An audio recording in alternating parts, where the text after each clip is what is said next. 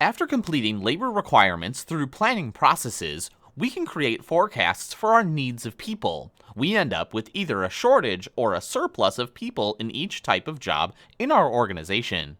External job supply and demand affect the frequency with which people leave their jobs, and high turnover negatively affects organizational performance.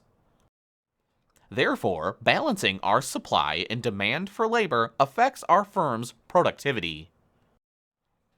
Regardless of whether we have a shortage or a surplus of people, we have to make an attempt to get the right numbers of people within the right skill sets into our organization at the right time.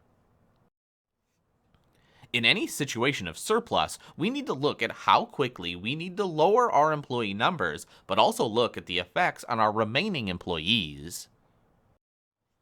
Our first option may be a layoff, especially if we have large numbers of surplus due to changes in our business or the competitive environment. A second option for immediately lowering labor costs is a pay reduction for all or part of the workforce. A third option for lowering labor costs without terminating employees is some form of job or work sharing arrangement. The last option that we'll discuss here is early retirement. Early retirement can be valuable in terms of an options in some cases. However, there can be many pitfalls of using early retirement to reduce an organization's workforce.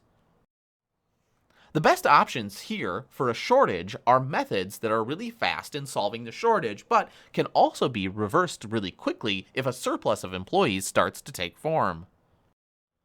As opposed to the surplus situation in the last section, where we ideally choose options from the bottom up, in a situation where we're facing a personnel shortage, we want to work from the top down to the bottom.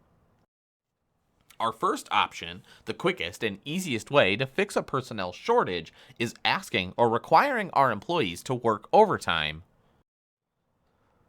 We can frequently use temporary or contract workers to overcome a short-term shortage, but we probably don't want to use temporary employees for more than a year at most for reasons that we'll discuss shortly.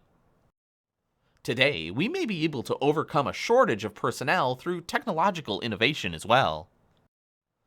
Outsourcing may be another option when we're facing a shortage. We can outsource to an outside organization a whole function that we currently do in-house.